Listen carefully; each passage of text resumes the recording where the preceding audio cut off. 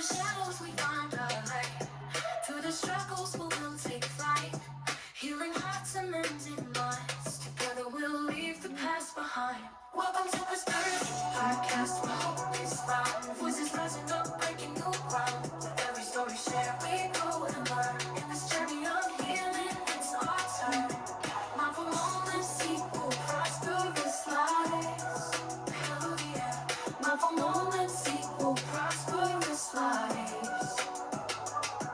Trauma whispers, but love will shout. In this space of trust, there's no doubt.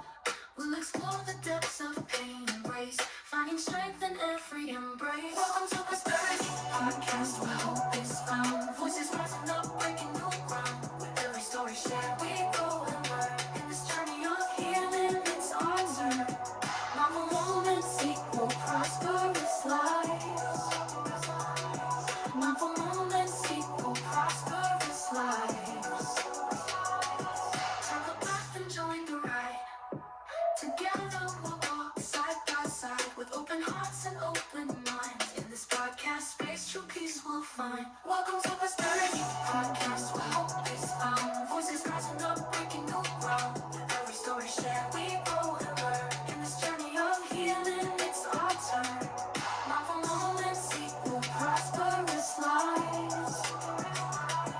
Mindful moments equal prosperous lives. Persperity Podcast, a safe space for people healing from trauma.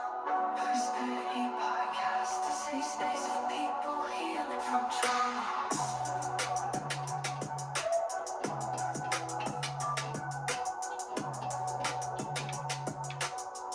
Persperity Podcast, a safe space for people healing from trauma.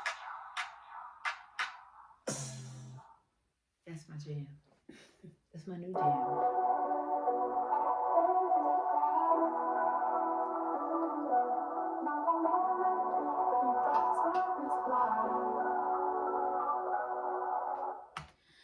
Hello and welcome back to Persperity Podcast. Here we are on episode 3 of Prosperity Podcast. Persperity, come on now. That's persevere and prosperity put together. Yes, I'm coming with the hype today. I may sound a little bit off. I've been dealing with a little chest congestion, but the show must go on. I'm still going to show up for you all, and I appreciate you showing up for me. Oh my gosh, we have an exciting guest this week. But before we get into that, disclaimer always. All rights reserved. No part of this podcast may be reproduced, distributed, or transmitted in any form by any means, including photocopying, recording, or other electronic or mechanical methods. You may not reproduce, distribute, publish, display, perform, modify, create derivative works from, transmit, post, or sell any content without the prior written consent of Destiny Smith, which is I, or Persperity Podcast. Unauthorized use of this podcast may violate copyright, trademark, and other laws. So let's be mindful. If you want to use any of this material or anything that's associated with this podcast, please reach out to me personally. You never know. I may say yes, or if it's not God saying to do so, I'm gonna say no. But let's all just make sure that we're being respectful of the content that's being had here, that I'm displaying, as well as the guest. So let's get into it. Welcome back to Persperity Podcast. Today we're diving deep into a topic that many of us struggle with: letting go, letting God, and embracing our authentic selves. Joining me today is Karen Hanna, an educator who has overcome significant challenges, found peace through the seeking of a deep relationship with God and self-discovery. So, share a little bit about yourself other than what I just shared. Okay, well, I'll just start with what you said. I am an educator, but I grew up in a large family in the Midwest. I'm the third youngest of the family, so I have 2 younger sisters. In the process of educating, I came to education later in life. Actually, I've been in the military, 20 years in the Army Reserve military. I've also worked for the government for a period of time in life. So the journey to education was not something I planned for originally, but I did find through God that I would be a teacher. I didn't know that I would actually be in the classroom, but through the journey that I took in life, and we'll probably get into that later, is I became an educator later on. My family, however, has always been involved in service, some kind of service. So most of us grew up in church. I have a sister who's a nurse. I have a sister who's a school counselor. I have a niece who is a school psychologist. So we, as a family, have always been in some way or form serving other people. So that's a little bit about myself. That's awesome. Thank you for sharing. Yes. So let's get into some of these questions. And later on, she's gonna have opportunity to ask me questions. I know for the past 2 episodes, it's been me asking my mom questions. So there's gonna be some questions for me too. Yes. So first question: what does letting go, letting God truly mean to you? And is it a simple phrase or a profound spiritual practice? Letting go and letting God. So I would say for myself, I've been a person who's kind of been in control, wanting to be in control. My mother is a very strong person, and like her kitchen, I'll just use her kitchen as an example. That was her kingdom. So we did not go into the kitchen. She was in the kitchen. She controlled how everything was done, the cooking and all of that. And so I think I've taken a little bit of that from her, just being very independent and seeing things my way. So, when I think of letting go and letting God, it's letting go of the control of a situation. And so a lot of times I feel like I would want to see things from the beginning to the end, and I had a plan, and I just saw it my way. So it's letting go and letting God means really trusting him. You know, we could say that we trust him. I've said it a lot in life, but really letting go means letting God do what he wants to do versus my way of doing it to manipulate the results at the end. I wanted the same results, but I wasn't allowing God to do his part. Awesome. Really well spoken. How can we practically apply this concept in our daily lives, especially during challenging times? A lot of prayer, a lot of going back to God. In theory, and a lot of times it's in theory. I'll just use, because it's a big part of my life, education. So I would, I would do my devotionals in the morning, and I'm praying about just different things, maybe students, challenges I'm having. And so before the day starts, it's great. You start the day, you have your plan, you think it's going to go a certain way. Then reality hits. Someone does something that is not on your radar. It's not on my radar. It's not something I planned for. So is my response what Karen wants to do, what Karen wants to say? And sometimes it comes out and I'm not thinking about going back to God. I've gone to him in the morning, but it's not just a one-time thing. It's an all-day thing. It's an every situation thing. And there were times I felt like I failed him because I didn't go back. I responded in a way that was not really godly, I would say. Wasn't the godly response that I should have. So just remembering that God is God all day long. He's available all day long. It's not just in the perfect form that we see in the morning where there's no interruptions, there's no chaos, it's a perfect scenario, it's quiet, it's peaceful. I'm in control of myself. But when that control is challenged, do I go to my feelings, my emotions, or do I go to God with how I'm feeling in the situation? So I have a challenging question for you. Okay. The letting go and letting God and being your authentic self, what has been some big challenges for you in your personal life as well as being an educator? Okay. The first thing that comes to mind is probably being married. So when I got married, first of all, and I hope I don't get too off track. So, pull me back if I get off track. So when I got married, I was looking at the marriage part, not who I was going to marry or any of that. So I wanted to be married. So the scenario was me marrying a person, not because they were the person that God chose for me, but because I wanted to be married. So that was part one of not really letting go and letting God choose the person I was supposed to be with.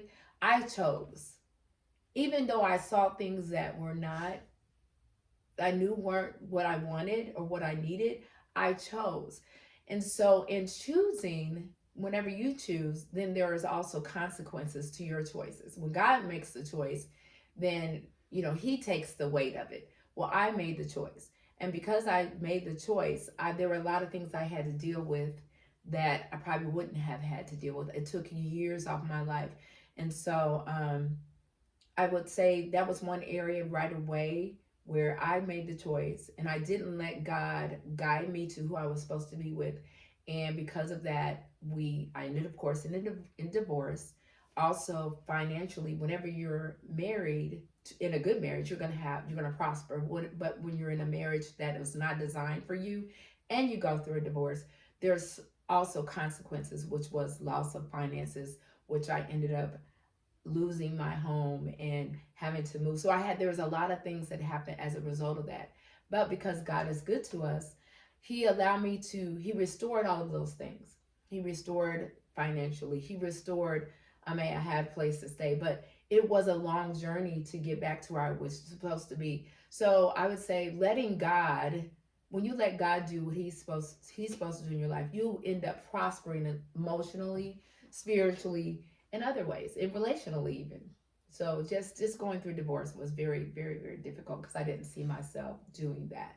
So educational, like being an educator, did you have any a time where you felt like, oh my gosh, like this is some of the things that I'm not letting go is affecting that area? Oh, for sure. So I'll say last year. So last year was the most challenging year I would say of my life, and I would say it was a challenge because again, I'm used to being able to problem solve. I'm used to being able to control and figure it out. And so for the most part, I would figure out whatever situations were going on in my life. But educationally, I've been in education. Well, as a teacher, I've been in the classroom 12 years now. But I was also in education as a school secretary, which led me into teaching. And so once I became a teacher, I really didn't have a problem with classroom management.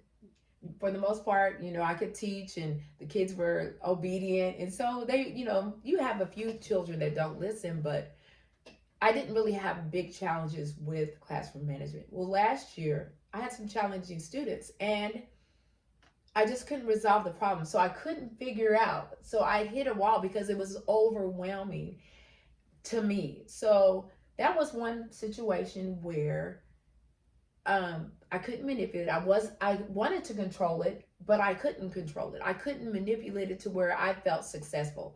I felt like I was a failure. I felt like I just felt like, what am I doing? So, but God allowed that for that to happen to me so that I could see that you don't have to do it alone. That I didn't have to do it alone. I needed him to guide me, to direct me, to help me. And even with that, I would say, and I feel like there may be other people like this who want immediate results. When we pray, we want God to just do it right away. But I realized God was allowing me to not be able to control it and giving it to Him more and more because there were some things in me that needed to be released, some things in me that I needed to let go of, and that control was one.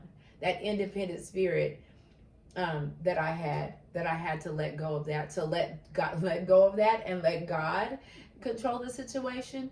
So there were some things in me that were deeply rooted in me that I didn't even know were there. And so he let me hit the wall hard, and I didn't realize that I was still holding on to it. Even throughout this year, I'm finding more and more. He's like, nope, it's still there. Just like the children of Israel, I'll give that example. When they went to the wilderness, it's supposed to be a short journey. But because he knew what was in their hearts, they had to go 40 years. And I'm not planning on being in this situation 40 years, but I'm just saying, he's allowing me to see, nope, you have some things that you have in you that you have to let go of. And I will kind of refer to a conversation we had some years ago. And we talked about, trauma and therapy and all of those things. And, just sharing that with me. And at the time I was like, I don't really need that in my heart. And I may have said it verbally, but I didn't really feel like I needed the help. And that's one thing God let me know. No, let go, because you need help. And it's not always just Him. He has people that are in place to help us. And so until this year, so I was just kind of like in myself, judging myself about it, about the fact that I didn't have the answer. In my heart, I felt like a failure because I just couldn't do it on my own, which I'm used to doing things on my own. And because I felt like a failure, I felt like I was the only person who was going through that. I didn't reach out. I didn't do anything. And so again, God was like, I felt like God was saying to me, well, until you realize that you can't do this on your own, you're going to be stuck in this situation. And even until this year, when I don't know when the light bulb came on, but I did. No, it didn't come on. Someone approached me about helping me, being like coaching me in my classroom. We have a new coach, and she asked me about coming and just helping her, and really she was helping me.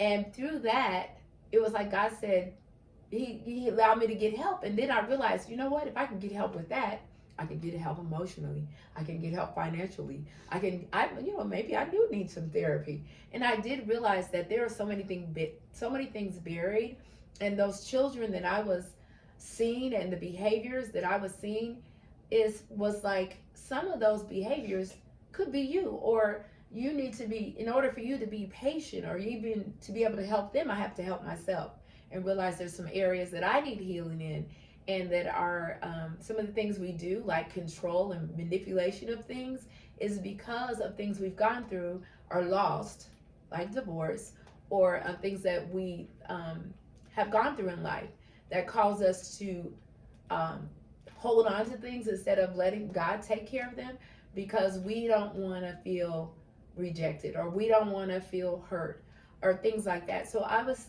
controlling things because I didn't want to feel certain things or go through certain things.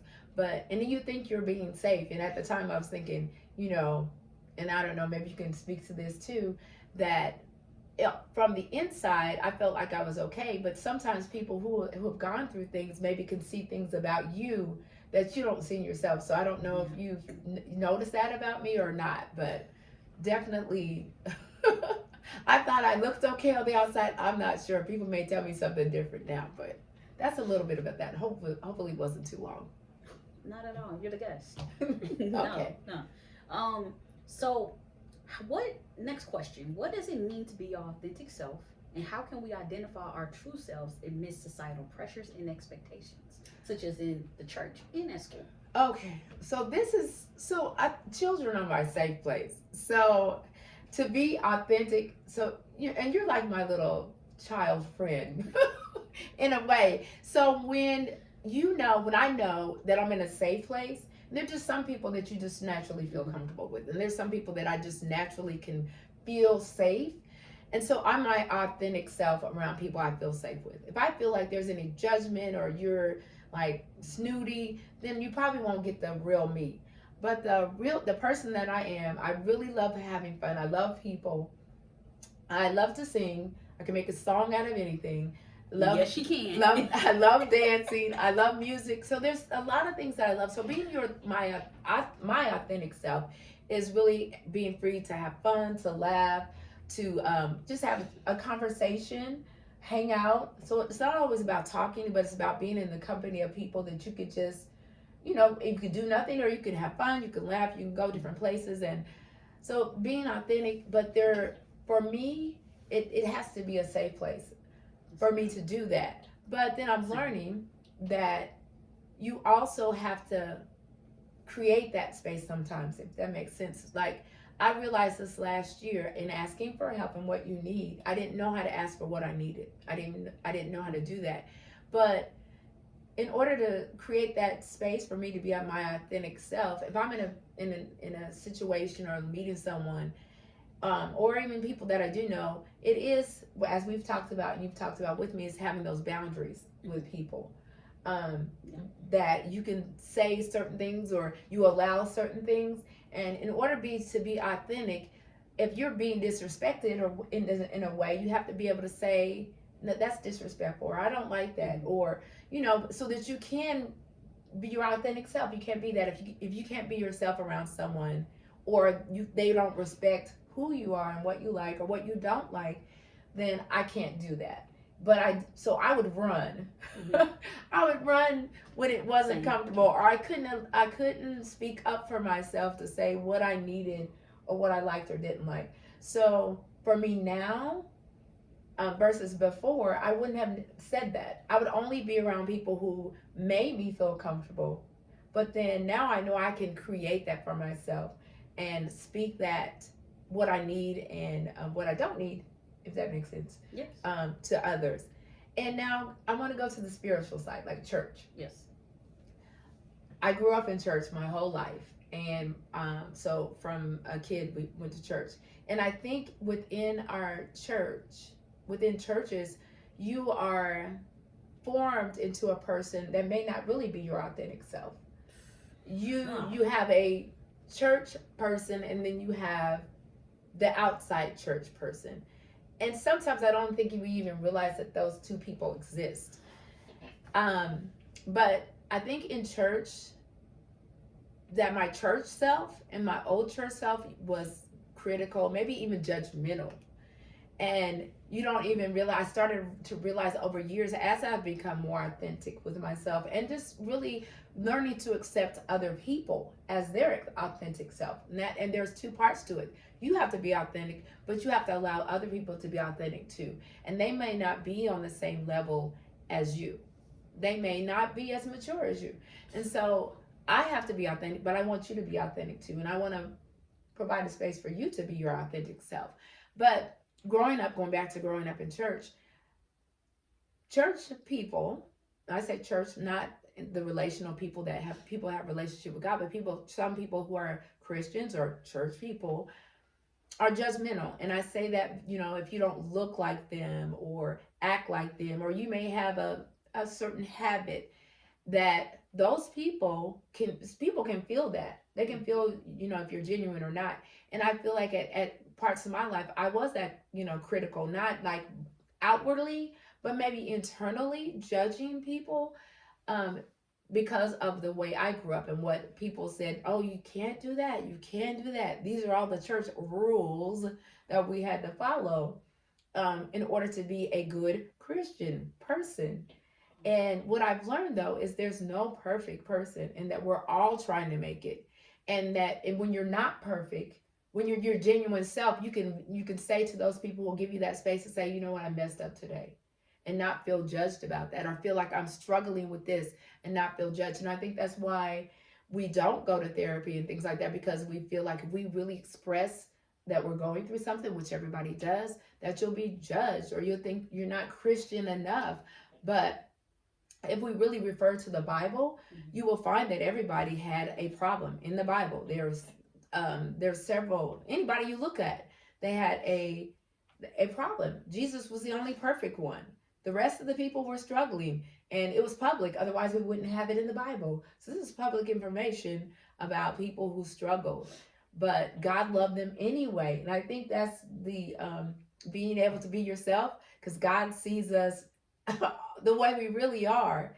And that's how myself, I need to see myself that way and be okay with it. And we need to see others as our authentic selves as well, and accept them, and love ourselves beyond our flaws, and love others beyond our flaws. Awesome. Really well said. Let's move on to the next question. Okay. Um, I just typed this out because I feel like it's really good. It's a really great question to give our viewers and listeners. And that is, what would you like to share concerning like others, like some of the stuff you see in the classroom concerning the children that they may be suffering with, or some of the things that they don't feel comfortable talking to your parents about, and how can they make it easy for you as a teacher that's seeing these things? Oh my gosh. Okay. Perfect question. So within, I will say, this whole turn of events in my life started with looking at behaviors. Well, first, before even the behaviors, God was showing me that ministry, the classroom is a place of ministry. And so I didn't see it as just a job, which kind of just saw it as a job, like going to work, being a teacher. And then I realized we go to church to learn how to spread the gospel and to heal people and deliverance. It happens every day with the people we're around every day. So I looked at them differently. I started looking at the kids, but what the kind of behaviors I see is a lot of emotional, and I'm sure it's traumatic things that have happened in these kids' lives, but some of the children, they'll get upset over small things, and I see them throwing things and kicking and hitting and destroying things. And I really didn't, the way I grew up is like you're being very stern and you're addressing the behavior and not what's behind the behavior. And before I would have addressed the behavior. So now what I see, when I see the behavior, I understand that we have to start at a young age. That aggression that they have, if it's not addressed, it will grow up into adult behaviors where it's not just a pencil or a piece of paper, it's somebody else that they're taking their aggression out on. And so I know that it's ministry and really addressing, okay, what is the cause of the trauma or the behavior, and then ministering to that child where they are. And so I know I want to catch them early. I want to catch them early so that I can help them manage their emotions, not me, because before I would have managed. And a lot of times and I think especially, I will just say this out of, my feeling, in our community, we want to control or manage the behavior, and not giving children or even our people in general the tools that we need to find out what is the root.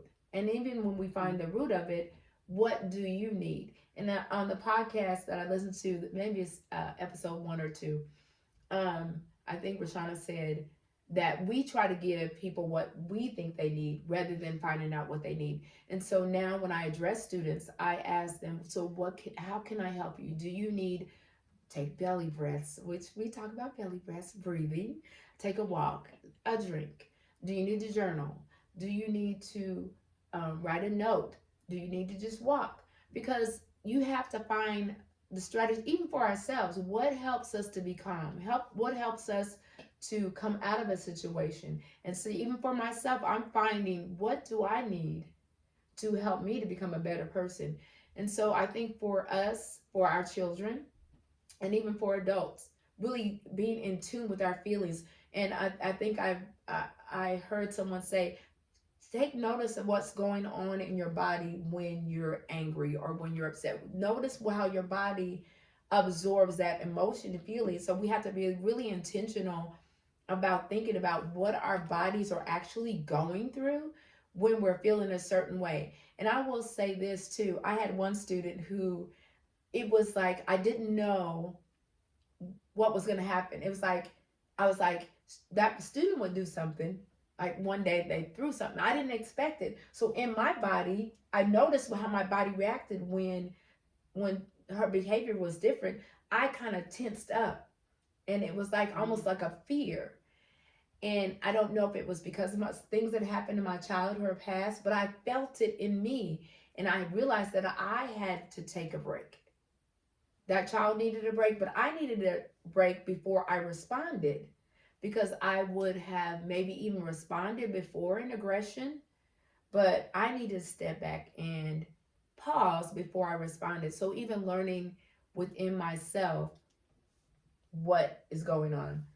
So that's kind of what I've learned about even the classroom, learning that it's more than just teaching. It's really about learning what the child needs, and even what I need and how I need to respond to their behaviors. That's awesome. Like, is there any suggestions that you could give parents to shed light on that classroom experience? It's just like, something that a student might have shared with you, like, hey, I don't get enough love at home, or hey, I don't feel like I get enough to eat, or I get bullied by my parents. Like, well, I mean, they don't share that much. I mean, I haven't had that much, but I've had a few situations. So I have one student who, in the morning, she would say, my dad yelled at me or something. So I knew mornings were very challenging. So really, I would say to parents, before I even address that, is that you need to know whatever happens in your home before school, it comes to school. And so a child might come in very agitated in the morning, and that affects their whole day. That's So correct. how you release them to us is how that day is going to go. If you release them in the morning, when you drop them off and you've given them some love and encouragement, that's going to flow through the day. But if you yell at them and say get over here, and you know yelling at them, that's going to flow through the day as well. And if you have a teacher, in which I was not always attuned to that, if we're not in tune to that, we're going to address the child's behavior and not the situation. So once I knew that that was happening in the morning, I would give that student time to, okay, you need time in the morning. You don't have to participate. You can sit at your desk. But really, how you send your child to school really determines how their day is going to go. And if you don't have the right person in charge, it will not be addressed in the right way. So we are a community. We are a team. It's never about me against a parent or parent against me. We work as a unit. And if there's a struggle going in the classroom, there are resources for parents to help with the parenting, to help with the child. So there may be something that information about your child. They aren't a morning person. They need rest. They don't get much sleep. If I know that, then I can work with that child on that, and we can find some strategies and some things that work for that child. And for myself as well, if I see something that's going on and I ask about it, then that parent can give me some insight on their child and their behavior. So it's really important that we have that partnership to work together to make that child a well-rounded child, because it's just not about academics. Because if they don't have the feel safe emotionally, physically, then that really dims or shortens or lessens their ability to learn. And even from a baby, and I'm sorry I don't have statistics. Statistics. Yeah, that part. What she was saying, that when a baby is born, as they grow up, so you have those babies who are in a comfortable home and they get food and shelter. There's no yelling. It's just a nice home. As they grow up and they get the sleep they need, they are able to learn and pick up on things quicker. When you have a child who's grown up with drugs and yelling and not and food insecurity, those children have a harder time learning because they, don't get the rest. They don't have the things they need. So it's important to provide the security and the love in an environment that students can thrive in. Hmm. That's really good. That's Thank really, you. really good. Thank you. So moving on to the next question that I have. What are some practical steps to live more authentically? Practical steps. I would say do the things you love. Hmm. It's really about, as they say, when you're flying in the aircraft, put your mask on first and then take care of the other people that may be with you. And I think that if you do that, if you live authentically, it'll be um, energizing, it'll be contagious, because people, I think they are drawn to people who are authentic. When you're authentic, I will say this from the episode last week, I saw you in a space of freedom and thriving, and that was contagious to me. I was like, my God, that is so good.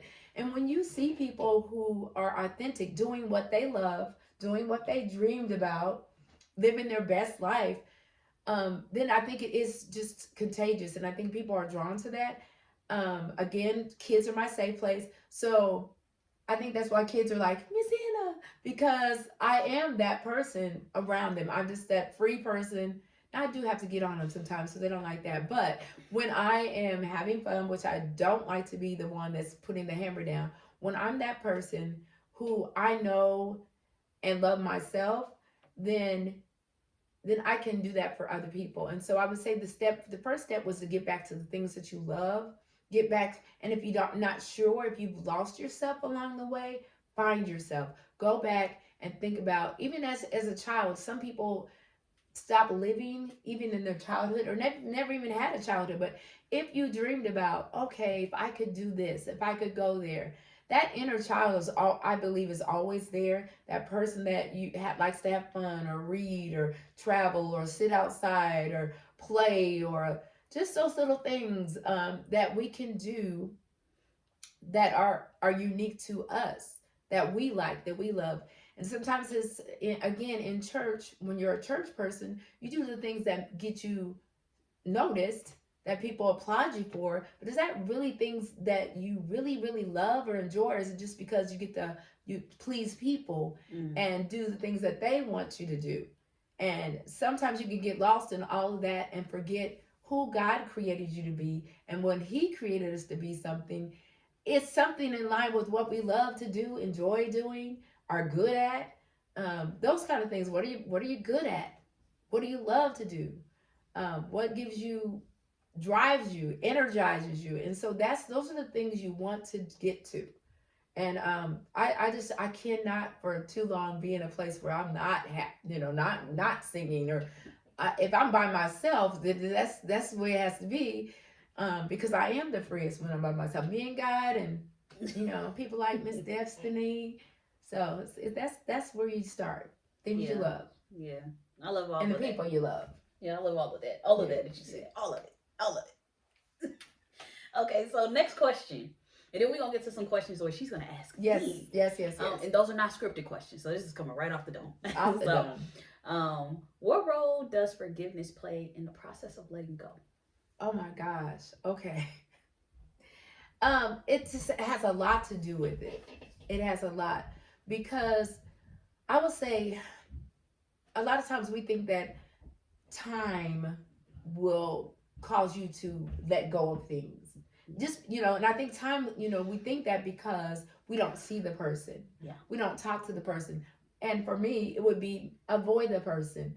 You avoid it, so you think it's gone away until you see that person, and there's something in you says, you get a pause, or you get something like that. And so you know that you're stuck still, because you're not, like, there's nothing that will hold you back from, there's something that holds you back from approaching that person, or really putting pure love to that person, giving that person. So I know that I haven't forgiven, because I feel like I don't know, there's just something in you that pauses. It's just not you don't feel free to approach that person and have a conversation. And so what I realized when I had that pause is that there's something still there. And so it's called courage. It's called having courage to have a conversation that's not always easy, but it's freedom. There's freedom when you have the conversations that you need to have. And it may not be a verbal conversation. It may be a text if you're still afraid, but it's still courage, because you put it out there. So the courage to say the words that need to be said, and not even worrying about the outcome, because you are freed when you release it. When you release, it's like releasing a balloon. When you release it, it's gone. Now you'll see it, and you may feel a little something as it's leaving your hand, but once you release it, as it goes further, you just, there's just something that lets you know it's not coming back. And I think that's with forgiveness. You may not feel all the immediate release, but as you go on, you feel you've done what you needed to do to free yourself. And it's not so much what their response is to it, because it may not be as positive, or you may not reconnect the way you used to reconnect, but at least you've done what you need to do, especially as far as what God would have us to do. And He asks us to do that. And I believe that when we talk about love, because we can use love so loosely, that you say you love someone, but real love will take the courage, use courage to restore. And if it's not restored, at least you did it in love. If you really love somebody, you're going to push yourself to do it. Sometimes you don't know. Like, can I use us as an example? Go ahead. So, so we had a relationship for, I don't know, it's been a few years now. Oh, it's been about 3.5 years. So 3.5 about years. 2020. And so, then I would say, last year, because last year was just a really big change for my life. Really, it was. It was just a big, God was putting me in a space where I didn't know what was going on at the time, but over this past year, I figured it out. So, Destiny and I, we would talk over different times. And this particular time, and I don't remember when it was, and it doesn't matter. But anyway, we had a little tiff. And at that moment, I was going through a lot, at work, and just feeling overwhelmed. And I didn't know how to tell her. I didn't know at the time how to tell her, Destiny, I can't do this right now. I can't, I'm just going through a lot. I didn't know how to tell her that. And so rather than addressing or telling her, I hid like the turtle. That was my animal, whatever spirit animal. I don't have a spirit animal, but this is that I refer myself to. I would go into a shell. Like when anything was challenging, I would go into a shell. Just realizing that. So instead of dealing with whatever I was feeling, again, being in tune to my body, my feelings and my thoughts, I wasn't at the time.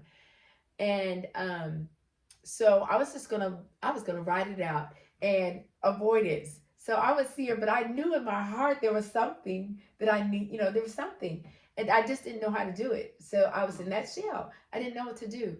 So one day after prayer, so still going to prayer. So Christian people, you can go to prayer, you can go to church, you can do all that stuff and still be wrong. Because I was wrong. But anyway, so her mom said, no, you need to get that right. And I knew it. I knew it. I just didn't know how to do it. And so God showed me. And so I don't remember the exact approach. We ended up talking. And if I didn't ask you to forgive me, I'm asking you now to forgive me because it wasn't intentional. I just didn't know how to handle myself or my feelings at that time. So, and she talks about therapy. I thought about conversations we've had about that, and just knowing that, yeah, I needed that. I do need it, and I still need it to find those things that are buried deep within that I thought, and some of you think too, that they're just gone. Nope, unforgiveness is still there, and there will be a time and a place when it will come up in your life, and you're going to have to deal with it. If you have God in your life and you're really living the fruit of the Spirit, love, patience, kindness, goodness, self-control, all those things that we say, there's comes a point in our life when we have to do it, and I had to do that. And I'm really glad that I did, because once we reconnected, it's just been like not a day went by. And that's what love is. When you love someone, really, you're going to get back to where you need to be. If you both of you have the Spirit of God, you're going to get where you need to be. So the enemy wants us to be afraid to do those things, but that courage not only helps you as a person, me as a person, but it allows that person to be and grow where they need to grow too. So that was an example. Hopefully I addressed it correctly. Beautifully said. And like what she said about love, like throughout my journey of trauma and just going through a lot of things that I've gone through in life, learning what love looks like and what it feels like. And I just want to address like the aspect of love that I've had witnessed for the past couple of years that people have in the church aspect, in that environment as well outside environment. I never want someone in my circle, my husband or my kids or my godmother or anybody, to love me to the point where they hurt others. Yes. If I'm wrong, I'm wrong. Let me get understanding of my wrong. But the simple fact of loving somebody so much that you don't see the hurt and the pain that they're causing other people. Yes. I've long as I've known, I'm aware of what I do. I'm aware of what I don't do.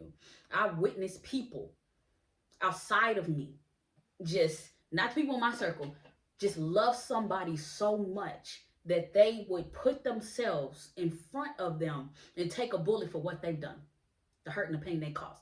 Don't do that. Don't be that person, because that's not God. That's Yes. not love. That's of the earth. That's of the flesh. Yes. Be a person that loves what God says, the way He says, the way He says it. Love is patient. Love is kind. Love does not envy. Love does, Yes. so on, so on, Yes. so on. Yes. Yes. And nowhere in the Bible does it say, oh, I'm going to go head to head because how much I love this person. Right. At that point, you are no longer a person that they see as love, as loving them. They see you as somebody that's willing to take things for them. Hold people responsible. If you love people, hold them responsible for the hurt and the pain that they cause other people. You don't have to cuss them out and talk to them crazy, but encourage them. Yes. We live in a world where we will shade people from reality. I'm not a person that you got to shade reality from. I'm going to keep it real with you. I know what I do and I know what I say. Yes. I'm really aware of a lot of things that I do. So it's just like, for me, No one has to come up and say, well, Destiny, you done so and so and so and so. I know. Just give me a chance to make up on how I'm going to be able to address that. But same thing for my godmother, same thing for Miss Hannah. If I see she, Auntie Hannah, I call her Auntie Hannah. If I see she hurt somebody, I'm not finna sit there and be like, you know what, you not finna come in. No, I'm gonna be like, I hear you, I do. And I'm gonna cover that conversation as I'm listening to that person in prayer and cover my Auntie Hannah in prayer because I want God to fix that. Because when I get in the middle of that, now I'm not the only guy, that's not the only one that's dealing with that individual. He's dealing with me too. He's dealing with what I did to try to protect the person that hurt that other individual from whatever they had to go on. Don't be a person that takes the bullet and the other person gets ricocheted. Right. If we take it real. So understand and embrace what love is, what being your authentic self is, about letting go and let God is. Yes. And a lot of that is letting go is be who you are and love who you are, because when we leave this earth, we going in that casket alone. And our body is of the earth. Our spirit is with God.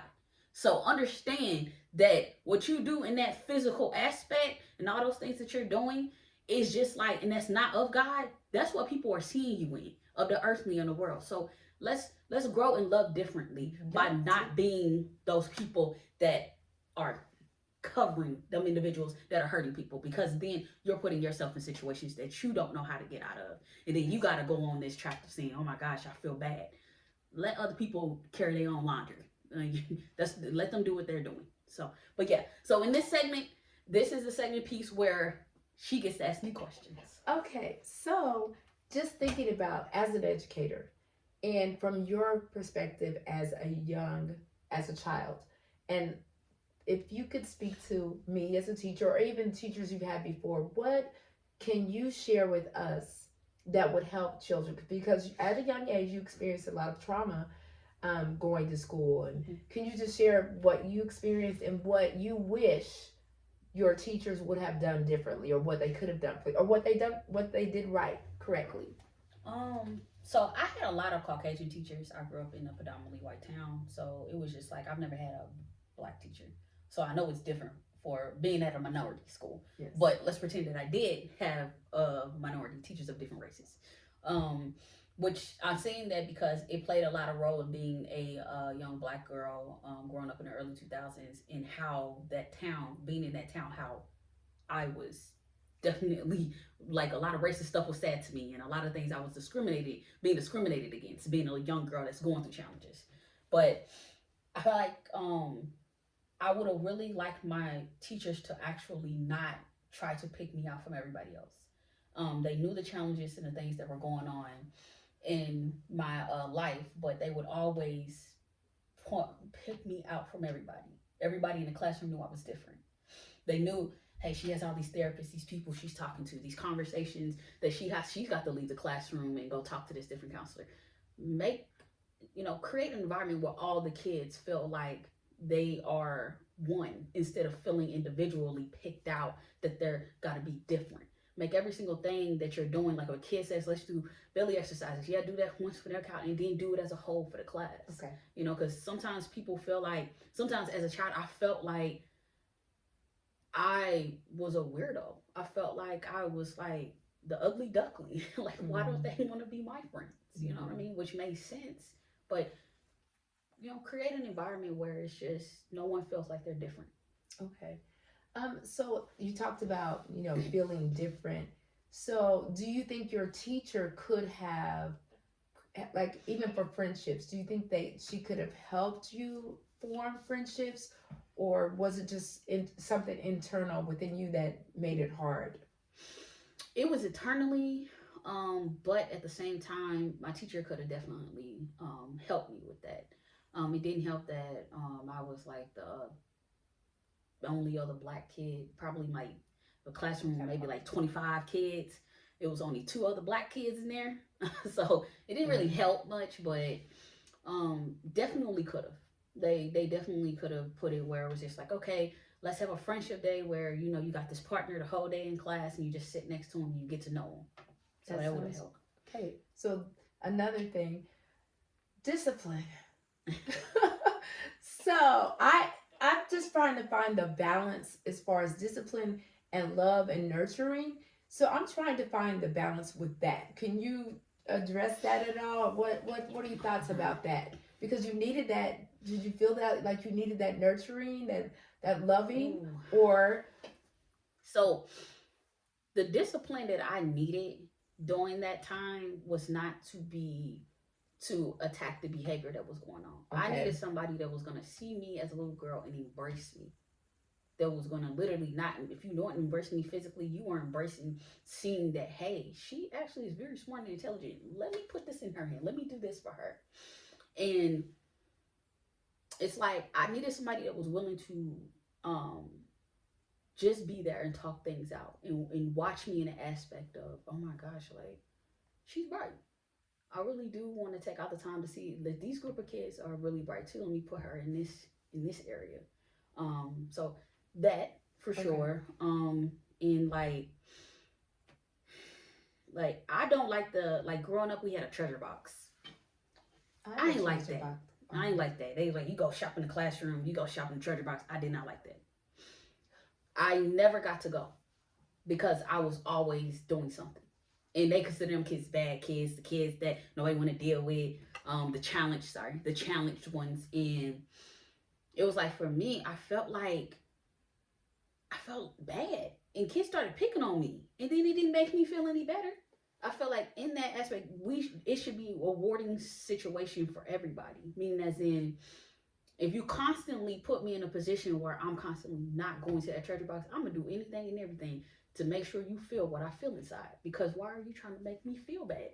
Mm-hmm. It's like, help me understand that. You know, even if it's just like, good job. I just saw you, Destiny. Good job writing your name on the top of the paper. Good job. Good job of going straight to your desk. I love that. Because that would have been encouraging behavior for me to be like, oh yeah, I got this, instead of, Destiny, is you always doing something. But again, I was in a predominantly white town where every single thing I did, they made an issue. Yeah. Everything. My grandma used to say, oh, you can't even breathe right, and then say something to you. So that's kind of why I do some of the things I do, because our school, the demographics are actually have an Asian population. So it's a mixture of Asian, Hispanic, African American, Caucasian. And so there's a good mixture, but I do try to bring that balance of, for all the same, I try to. Mm-hmm. Now this is a thing, so you can tell me if I'm wrong or right. So I don't have a treasure box. I used to, but I do have a store. And so they know, like I tell my students, this we shop on Fridays, depending on your behavior. Now they get shopped, but they don't get to shop first. Mm-hmm. So I have my leaders, and then so they know if your behavior, this is your choice. We eat lunch in the classroom. If your behavior, you get to eat lunch. So there's certain things. So you're never excluded just because of your behavior. You're not. You may be a little bit later because you're talking. So they all know. So I usually let them know that before there's a consequence. And if I give out treats, like certain things you earn, like the store, but you might be last shopping before the store closes. And if you don't get quite, maybe the store will close before you get to shop today, or maybe another day. But anyway, but if I bring cookies or candy, I never withhold that from any child, no matter what their behavior is. There's certain things I will not withhold because I know that for that reason that I would never make them feel less than that they don't bring it. Like if I bring donuts, everybody gets a donut, because that would be unkind to just not give you some because I don't like the way you behave. So I tried that, and hopefully that seems okay. So my question to that is, and I know we're going a little bit over time, but we're gonna keep going. There's no apologies. We're gonna keep going because this is good. This is good, y'all. And again, flood the comment section on YouTube. Flood the comment section of wherever you are and you're watching this, because we want your feedback as well as we want to know how you feel about this. Like, we're having real life conversations about the reality of things that you may not know about your children, as well as what you may not understand about yourself. So check in with us, give a shout out under there to, Karen, Hannah, or to me, let me know how we doing. Yes, please. But back to the question I wanted to ask.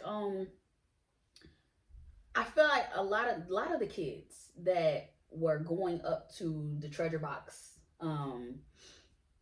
before me, or just didn't, or they didn't go. I mean, or they did go. Those kids end up growing up and they end up being either overachievers or they end up being the ones that are the most problematic rather than the ones that we see on problematic. Because I was saw as the person, I wasn't going I wasn't gonna graduate college. I wasn't gonna go to college. I was gonna be in jail. I was gonna do all of these horrible things. And it's just like I'm looking at all these people that you let go ahead of me, do all these different things, and they're on drugs. They got different baby daddies or they got different baby mamas. They're in and out of jail. They're struggling with all these things. Do you see that maybe creating that type of environment may be aiding in the negativity they will be experiencing in middle school and in high school? Well, so I'm thinking life skills. Okay. I'm thinking life in general. So some of the things I do have to do with the way our world, our system is set up. So if those overachievers, so everybody has to earn the right to do whatever. So it's not that if you are the overachiever and you're always doing. Now there are some things for those kids who are like, they're bright, they do, they're rule followers, kind of like I was. But anyway, rule followers. So I got another question after this. So those kids, there is a place for them, but for all of them, there's certain things that they all have to experience together. So for instance, they have, when they go to their specials like PE, whatever, there's an expectation of a certain score they get. If they get a 5, that means they had a great day. If they have a 3, which means I tell them, you didn't even try. The whole class owes laps. So nobody gets away with that because there's some team effort that is required. And even within the classroom, like there's some kids who, well, you just trashed the room and you didn't pick it up. So you should not have the same right because that's life. You're not going to get the same right as someone else. So those are things that even with their behavior, if you crash into somebody's house and kill somebody, you're going to jail. They're not going to say, oh, I know you didn't do it on purpose. You were upset at the time, so we're going to let you go. That's not going to happen. So when things happen in the classroom, there's a consequence because we've already talked about what the requirements and expectations are. So there's certain things that I talk to them a lot about because I'm preparing them for life. And some of our kids are, especially kids of color, are being set up for failure because they're allowed when they're cute and young to get away with things that when they get to middle school or high school, because of their color, there's no tolerance. And so in my small little way, you don't get to go first because I need you to know because of that behavior, there's going to be a consequence. For our kids of color, and you were in a different environment, for us, in those environments, you have to be in control and be aware that what you did is going to be deemed a little bit different than one of your counterparts who happen to be Caucasian. And so not to punish you, but to help you to understand that if you behave a certain way, if you learn, we'll say not the game, but if you learn how to move within a system that wasn't designed to help you succeed, then you can succeed. But you have to train yourself from a young age. Well, this is acceptable, not because you want to be, what do I want to say? Not follow line, but you have to learn how to navigate. It's like learning the law enough to know how to navigate through it so it doesn't affect you in a negative way, but you can use it to help you in a positive way. And so I'm teaching them skills to make it through life. I'm hoping that that's the result of it. So on to the next question. Okay, I'm sorry. It's just taking. Oh no, I'm just all in it. I it's love fine, this it's fine, stuff. it's fine. Okay. So this is a huge question because I tend to see people that have gone through a lot of challenges, a lot of hurt and pain. They're in this psychology position. They're in the educator position. They're in the counseling position. They're in positions where they can control the narrative, or else they're in positions where they can try to say, they don't realize it, but they're trying to save the younger version of themselves. And they're in this profession and they're projecting so much of themselves.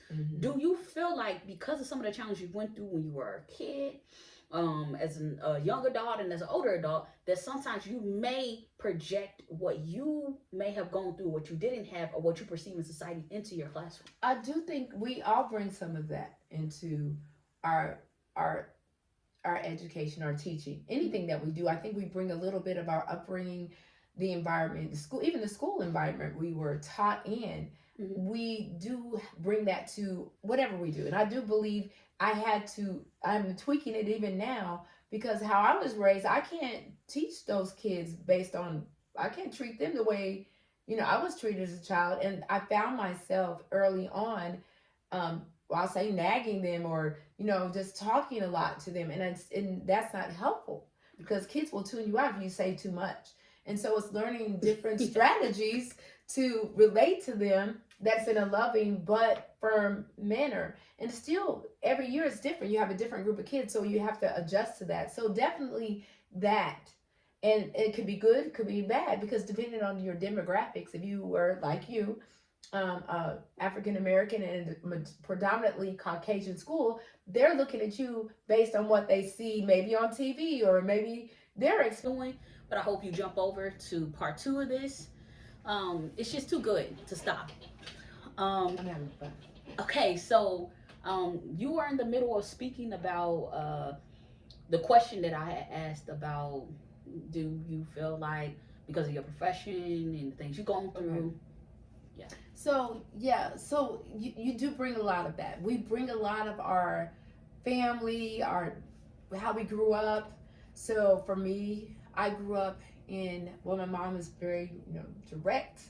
She kind of a little bit of a fusser. So I would do that in the classroom. I found myself fussing at the kid, talking a lot.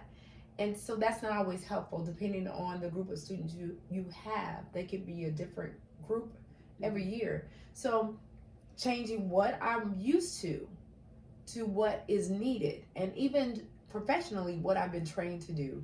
So we all bring something to the classroom. So that does come with it, who we are. And if you are like she was in a predominantly Caucasian school as an African American, they're gonna may see her different depending on if they grew up around African Americans or if it was an all white community that they grew up in. So they're gonna look at you differently based on their experience, whether it be through the news or something else. So I think we all bring some of that, and then so we have to unlearn some of our behaviors and learn new behaviors, and that is constant in education. You can't be stuck in one way of doing something. You have to be flexible. You have to be a lifelong learner, and we all should be lifelong learners, become better at whatever we're trying to accomplish in life. So definitely we bring that to the classroom, good or bad. We bring something to the classroom based on our experiences. Awesome. So I'm gonna move on to the part of it of this segment where we're gonna talk. Like, I just want to hear from her about how has our relationship impacted your life. Oh my goodness. So like I said in the beginning, well, we met when I was teaching you how to drive. Yes. And I would say just opening up to someone who's not a blood member of my family, just allowing someone in. And again, like I would have a certain, even in a friendship, even with us, there was a certain place where it kind of stopped as far as my openness to just really being open. And I think this time, since we've reunited and, you're a little older and more mature, that it's more open. Like I am more open to really loving you as a whole person and for who you are, and then allow myself to be loved in that way. And it took really having to knock down some walls that I didn't even realize I had up, as far as really, because I prayed a long time ago and I said to God, I want to love lavishly. And in order to love people lavishly, you really have to be open. You have to be an open book. You have to be open to, like, this is really different for me, because this is probably the most open I've been in my whole life as far as sharing. And people would say I'm secretive, but I would say I was private. And just knowing those safe places, and you provided that for me. But it was through just talking about your journey and being very open about it. And even as far as, again, going back to therapy, you told me and you saw some things that I probably didn't see, and maybe didn't even want to see, that you saw. And then when I started this journey that I'm on right now to really being truly authentic, in my mind, it rehearsed those conversations that we had when we had many conversations. But this time, now there's a connection to be made. So before it was just a connection about you. It was about all about you and what you needed and your boundaries. And now it's about me and my boundaries and knowing that I need them and need them for other people, and knowing that in order for me to be the best version of myself. And you said this too. This I just refer back to that podcast because it was freeing. It was very relatable when you were talking about the butterfly, Mm-hmm. and how it always was the butterfly, even though it was in the caterpillar state. Mm-hmm. It was always that butterfly, and it really deals with environment. And when I thought about it, I thought about the sermon that we heard not too long ago about the seed. The seed, as long as it's not in the ground, it's just a seed. It has potential. It's there's so many things, but it's still whatever kind of seed it is. It has a potential to be an apple or whatever. But once you put it in the ground, in order for it to really become what it's going to, what it already is, has to go through a process. Just like caterpillar, there's a place that it gets in the cocoon, a place of it's not probably comfortable, it's restrictive, but we have to go to that place in order to press through to the next level. And I thought about the seed, how in order for it to really become, it has to go through the process of being in the dirt in the dark, pushing through rocks and whatever else is under there. And if the seed could talk, it would say, I would have stayed comfortable as just a seed in the same state, which some of us are. I was in the same state. I could be the tree, but I didn't want to be in the ground in an uncomfortable place, pushing through things that were very hard. And so this is, again, my hard place. That was my hard place, and realizing that I wouldn't be, and I'm not becoming the person I need to fully become, that I've always been, if I wasn't pushed into the dark place, hitting rocks, pushing through, coming out of the shell, and starting to flourish. And I'm just now flourishing, but just from knowing that connection and those conversations, now I'm connecting all the dots. I'm connecting how it works. But I had to be connected to someone who could take me to that place. And that has to do with environment. And that environment will be uncomfortable because the dirt is not a comfortable place. The dark is not a comfortable place, but it takes you to the level that you need to be in. And so just watching your life in general, how, you went through school, you met Rashana, and all these things that were difficult, I'm sure. I don't know the whole story, but I know you had difficult moments that we've talked about and shared. But now, look at you. It's just amazing to me. And I know there's some things that God has called me to do that I will, and you'll be able to share and see, because you're a very big part of that. You're part of that. So, my next question is, what would you share with our viewers that seek to have relationships, friendships with people like me, or just me in general? Because I know there's people out there just like, hey, Destiny don't understand how awesome she is. How come she don't want to be friends with me? And there's a reason. It's just, I'm not saying I want to be friends. And I told somebody recently, I was like, I'm a loner. And they were like, yeah, that's a learned behavior. And I'm just like, I'm a people person. I'll go out in environments. You just don't see me at church being a people person, because there's a lot of things that I be people, and I'm just like, nah, I'm good. But I'm a people person. I'm a networker. I'm out here and I'm connecting and I'm speaking with people, and I'm able to just be my authentic self in that environment. Yeah. And a lot of times I feel like church is very judgmental. It's very it can be messy. Is in that, and I'm not saying that's the basis of what it is like all the time, and that you shouldn't go. It's just, for me, I go in there, hear the word of God, and then I'm just like, let me go ahead and grab me something before I go home, or just let me go home. And that's just where I am. But how would you, help people understand on how to have relationships with people like me? Well, definitely, everybody's not going to be a person. You can be a people person. This is my belief. You can be a people person. And I will use Jesus as an example. He had 12 disciples that were with him a majority of the time. But there were 3 of them that were like his ace boom coons. They were tight. And they would go into the private place with him and, spend personal time. So you just have to know the people, because for where you're going and what you're doing in life, and just even your journey, you still have to be cautious of who you share your intimate time with.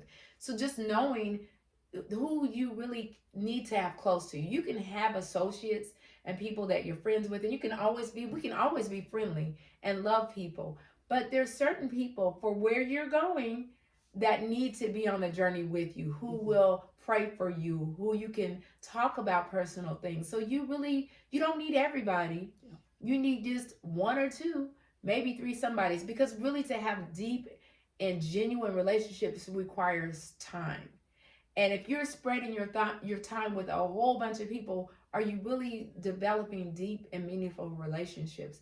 So in order to have deep and meaningful relationship, that requires time and commitment. And it requires which I've learned lately is reciprocal relationships. If I'm giving to you, when I'm low, you're pouring back into me. So they have to be reciprocal relationships. So you really have to be careful about who you are really close to, because if you're doing all the giving, then you're depleted and that other person is thriving. We both should be thriving and moving. So those relationship, friendships, really you have to be particular about that. And you want to be able to lay back and not worry about, you got to look over your shoulder. Yeah. Now, when I'm with someone who I can be my authentic self with, I can relax. You can see me with my shoes off and maybe my toes aren't painted or something, and you're not going to judge me about, I can let loose, and it's not, you're not worried about what they're thinking, because you can so if I can't totally relax around you, then you're probably not on the inner circle. You should be able to have people that you can really genuinely be yourself around. And it's okay to not have everybody's your friend, because it takes time and energy. You want that same time and energy put back into you. So it's about reciprocal things. And you can love everybody. Like I said, like my students, there are some that I love them all, and every day's a new day. You might have cut up yesterday, but I'm still love you and hug you. But there's some that will write me a note just to say I love you. They're they're kind of closer, because they're showing that they genuinely, not because they want candy, not because I'm giving them anything, because they genuinely care. And when you have those people, you hold them close. You don't have to give them anything per se. Just being you is enough. And so I think that when you're enough, then they're enough. That relationship is enough. It just made me think, and I wasn't gonna go on this whole thing, but it just makes me think, like, it's like a couple years ago, I had shared with you that I had went to a therapist, and she told me, she was like, yeah, okay. I'm not gonna bounce around. I'm not gonna play with you, in a sense. Like, hey, I know exactly what's going on. I'm pinpointing it. And it's a sensitive thing for me. She brought my inner child outward.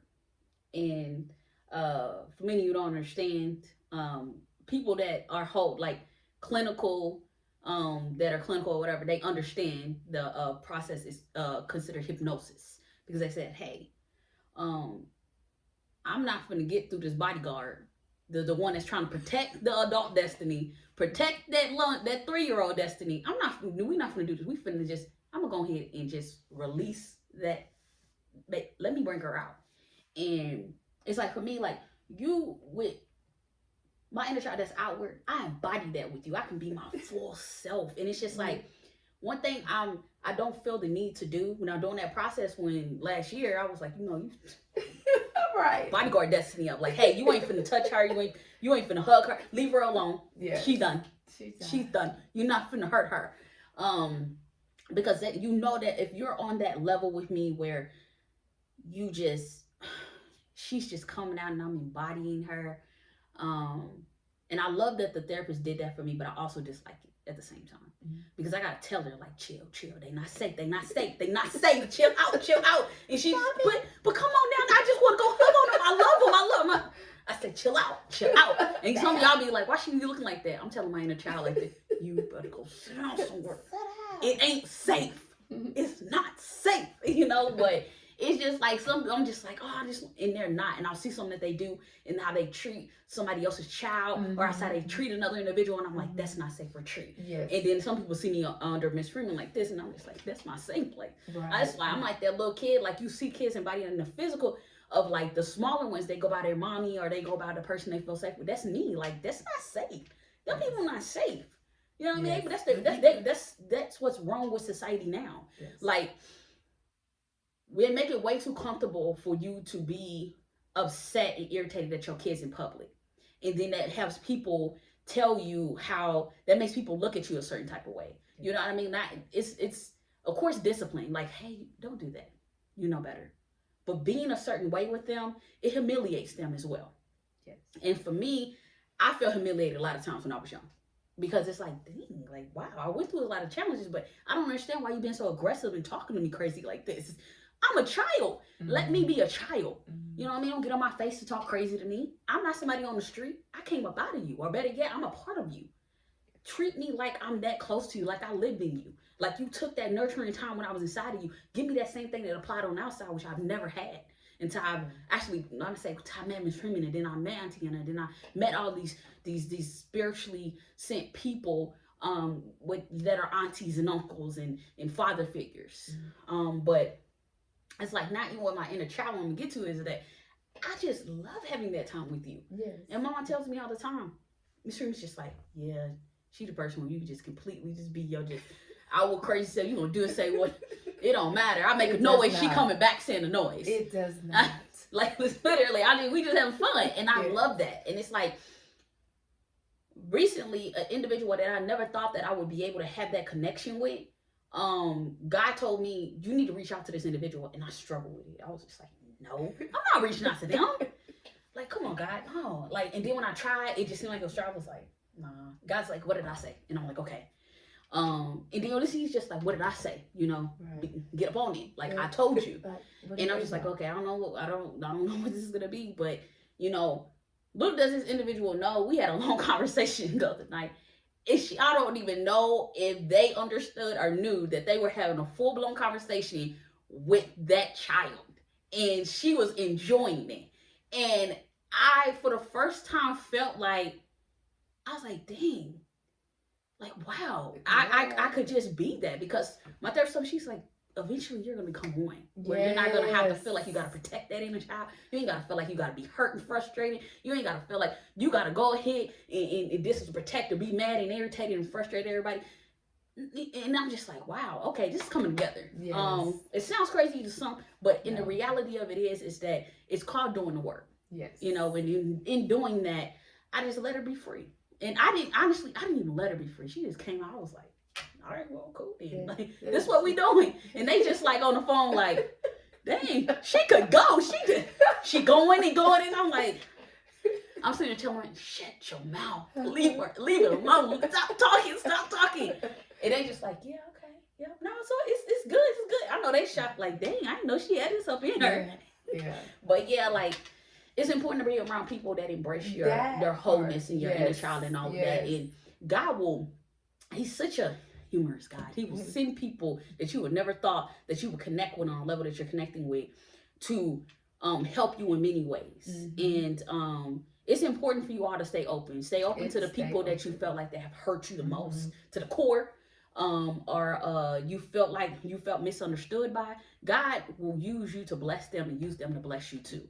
And trust the process, because I know I am, because I ain't got no fight in me unless it's for, I don't have any more fight in me, because I surrendered this to God to fight relationships in my life that God is sending. Because I said, God, if it's you, it's gonna work out. If it's not, show me so I can know what I have to do to get out of it. Yes, that part. So yeah. I mean, it's really about that. And we, again, going back to that love thing, really loving people, it does require us to let that inner whoever, whether the child or that person that we've hidden, that space that we want to hold on to, which is like, you know, I just want to hold on to this because nobody's going to hurt this part of me. That part, when we can really genuinely love and not really. When we love people, we gain rather than lose. Sometimes we're afraid of losing, but when you truly love, more than likely you're gonna get so much more that you thought you could give. So that's the thing you could get. So Go and embrace their authentic selves. just to, well, find someone again that is your safe space, someplace, someone who's comfortable. So you don't have to start off on a huge, like, run out and join some kind of club or something, but definitely, if you are an introvert or someone who is really to yourself, find someone who you trust and just talk to them. So you just really have to have someone or someone's in your life who will help you to grow. And if I didn't mention this early on, it's about finding someone who can coach you or mentor you or help you, whether it's someone professionally or personally. Maybe you don't feel comfortable going to professional, but find someone to talk to, because really people can see things in you that you don't see in yourself. Like you saw things in me, and maybe you may not want to hear it at first. You might be in denial, but if you really are serious about being your authentic self and living your best life, you can't do it by yourself. That's one thing. If I had to say anything that I've learned, and that was a big lesson for me, you are not an island. You do have flaws, but so does everyone else. So don't be afraid to show that you're imperfect, because none of us are perfect. So don't be afraid to show your imperfections. Seek out people that you feel safe with, comfortable with, whether it be a professional or a true friend, a truth teller, not somebody who's going to. All right. Here Got we caught are. off again, but We're still here. to end this, we're going to ask, what is the scripture that you live by? Jeremiah 29:11. You want to share? For I know the plans that I have for you, says the Lord, plans to prosper you and give you an expected end. So that's the plan. That's the scripture, Jeremiah 29:11. So I have my plan, but God has a plan for me and you too. Awesome. Thank you so much for sharing your insights, your words of wisdom, and a lot of the stuff that you said will undoubtedly resonate with many listeners. And I just want to thank you so much, Auntie Anna. You're welcome. It's like your words have truly inspired everybody, I truly believe, on this podcast. So. As we conclude this episode, remember to embrace your authentic self, let go of what no longer serves you, and trust in the divine plan of God. And we're going to get us some outro music, and let's get to jamming. Come on, let's go. Hey. In the shadows we find our light. Through the struggles we will take flight. Healing hearts and mending minds. Together we'll leave the past behind. Welcome to